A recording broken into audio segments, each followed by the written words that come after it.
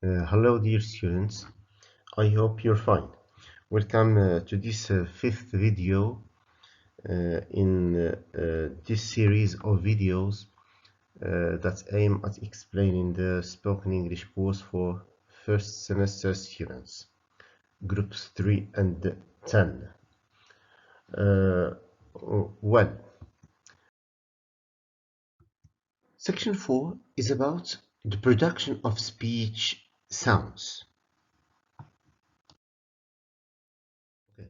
We'll start by talking about the speech organs that are involved in the production of speech sounds. Have a look at this picture. We can see here the lungs. How do the lungs contribute in the production of speech sounds? It is by expelling air, right? Because without air, we cannot produce any speech sound. You can hold your breath and make the experience. You will not be able to produce any speech sound. This means that the lungs are so much important. So the air goes out of the lungs through the windpipe and it comes here to the larynx. Okay, this is the first station of this air.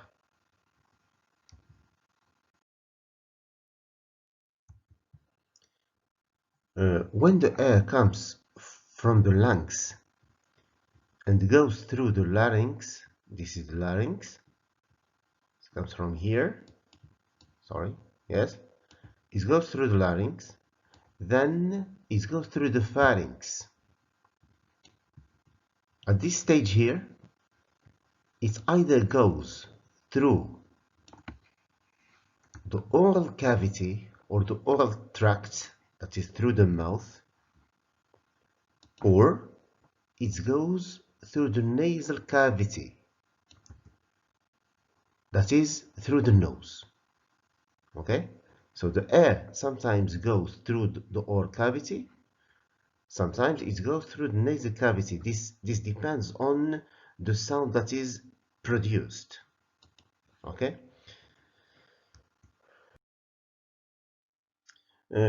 this picture presents more details about the speech organs. I go back here. The air comes from the lungs. It goes through the larynx.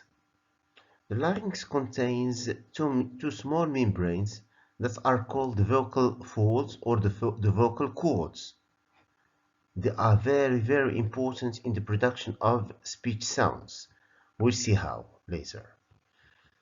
So then the air goes through the pharynx and then either through the nasal cavity or the oral cavity.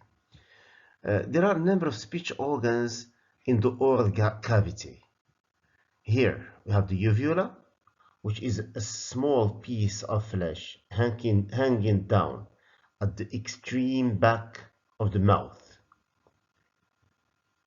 Close to it we have the velum, or what is called the soft palate.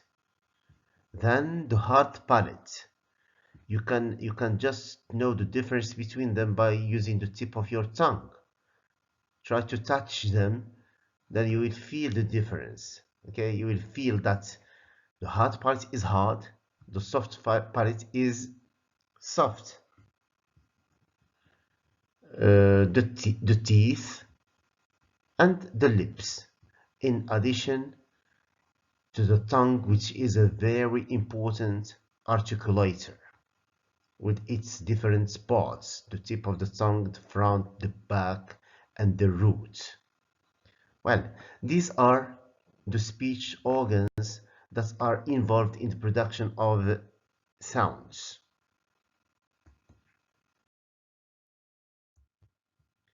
Now, let us talk about the speech mechanism. What happens when we produce a speech sound? There are four processes involved in the production of speech.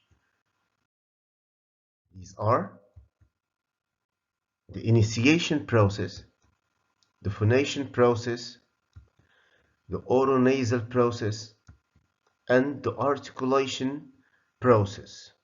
We'll deal with each one by itself. Let's start with the initiation process. Initiation comes from the verb to initiate. Initiate means to begin. This process refers to the moment when the lungs expel air towards the vocal tract.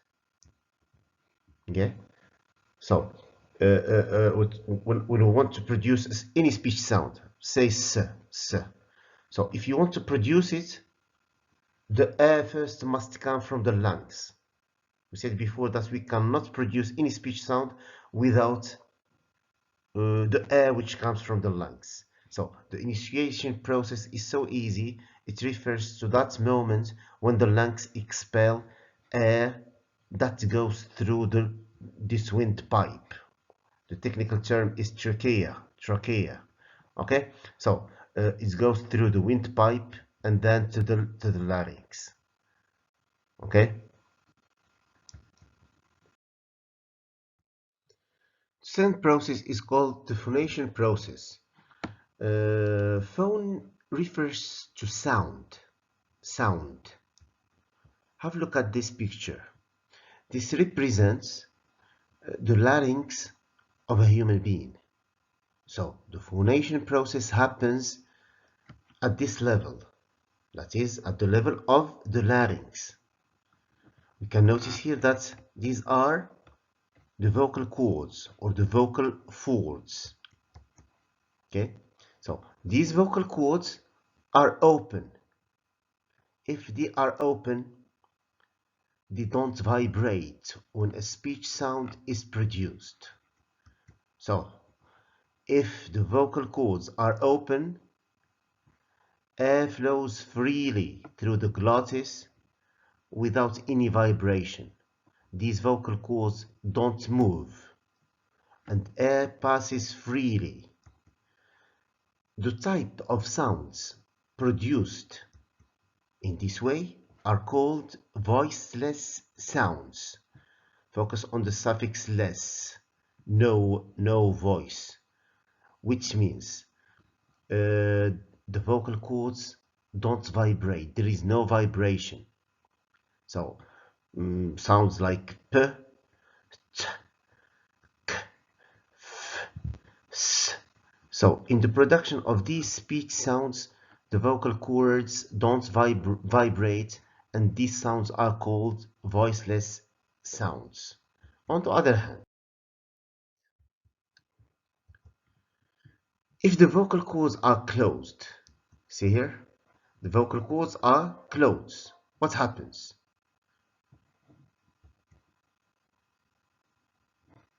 The air stream, that is, the air coming from the lungs, is shaped, causing the vibration of these folds.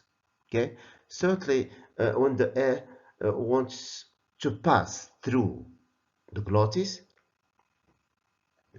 this may cause some vibration of the vocal cords, and this produces what we call voiced sounds as opposed to voiceless, like b, d, g, v, z. Okay, so if there is no vibration, the sound is voiceless. If there is vibration, the sound is voiced.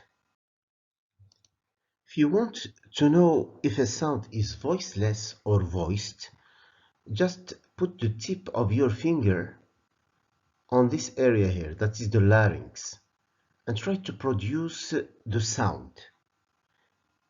If there is any vibration, the sound is voiced. If there is no vibration, the sound is voiceless. You can practice this by making comparisons between these pairs of sounds. P and B, F and V, T and D, S and Z, etc. etc. Okay? The third process of the speech mechanism is called the oronasal process. And you can notice that oro refers to oral, Okay, so the sound is either oral or nasal. What happens? The arrows show the direction of airstream. Okay, let us compare the two pictures.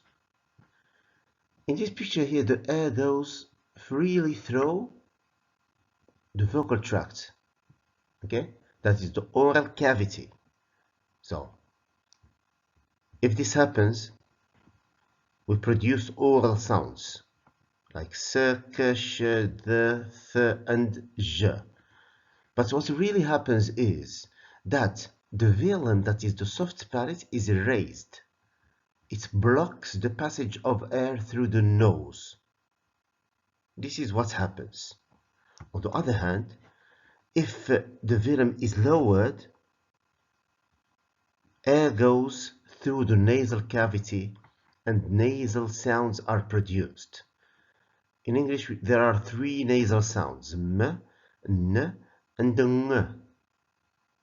The others are oral sounds. The last process is called the articulation process. It takes place in the mouth.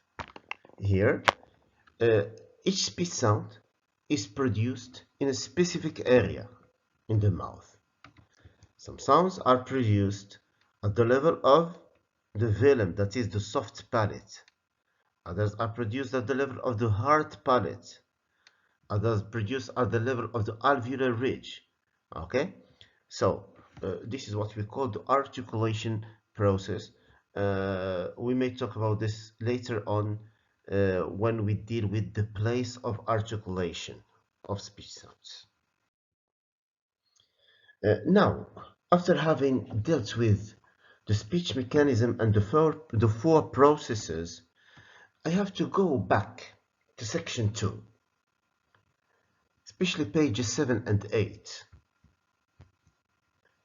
to deal with the regular plural and third person singular s, and simple past ending of regular verbs ed, and how they are pronounced. I haven't explained this before because you should know this idea of voicing, and this is what will help you understand this. Now look at these words. What do they have in common?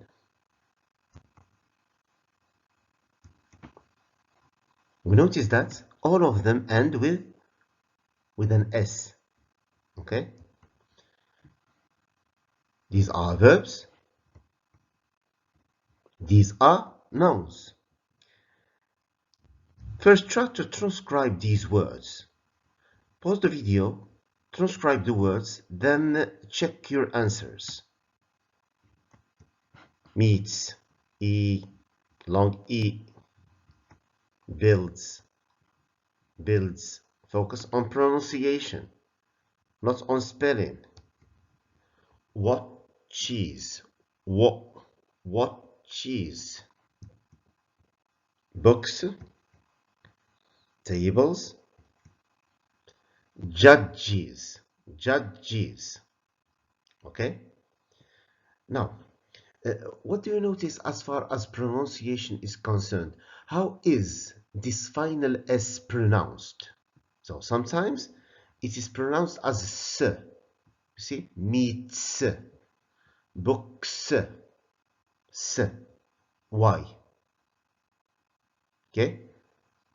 We pronounce this S as S after voiceless sounds.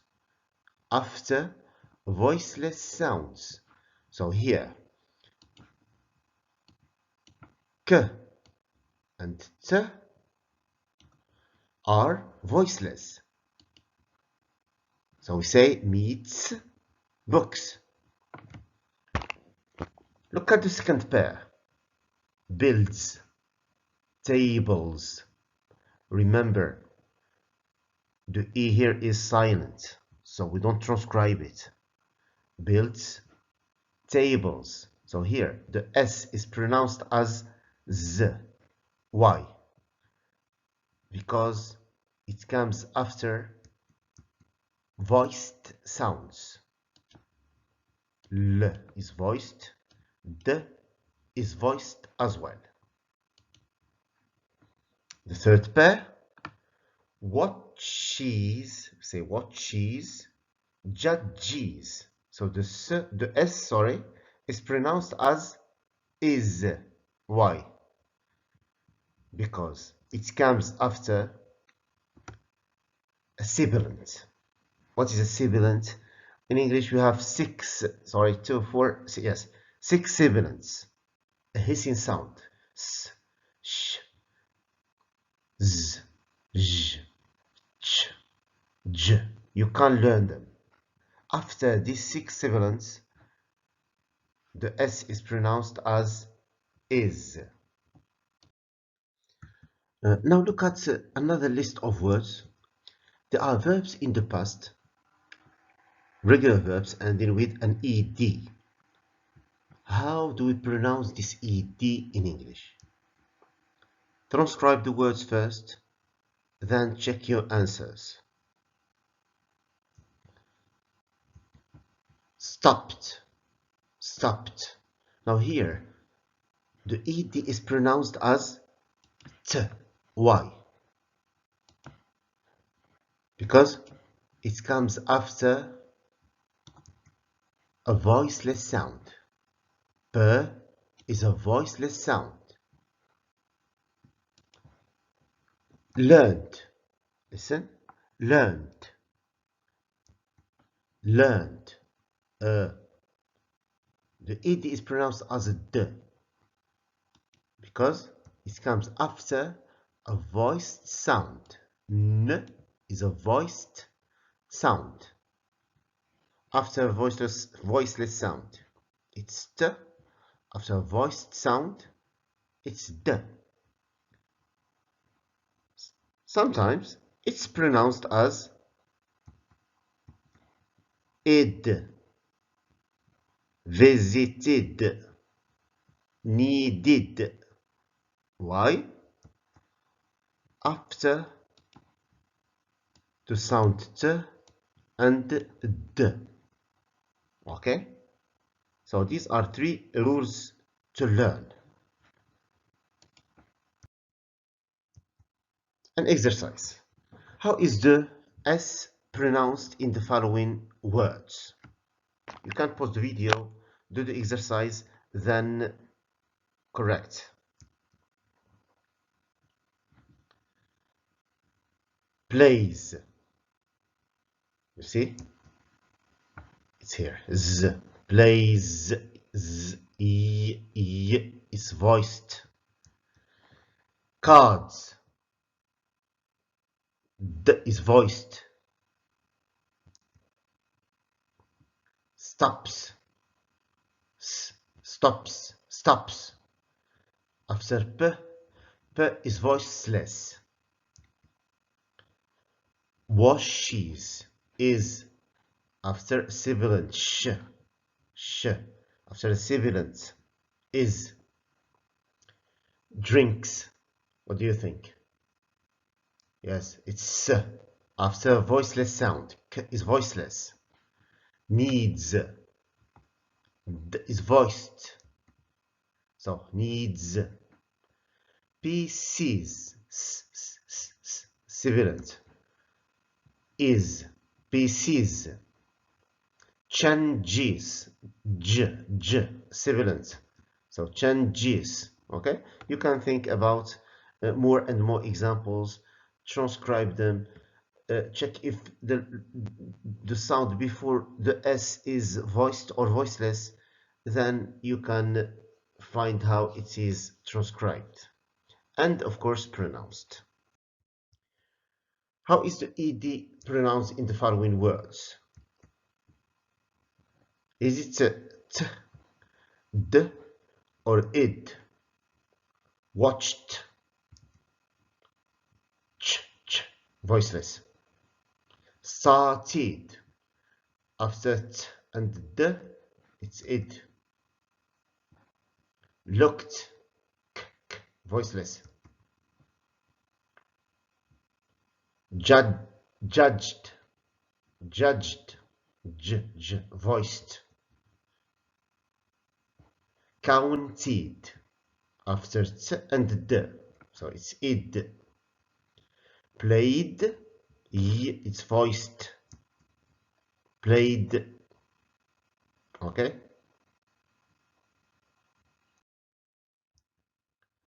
Well, this is the end of this session. Thank you so much for your attention and good luck, everybody.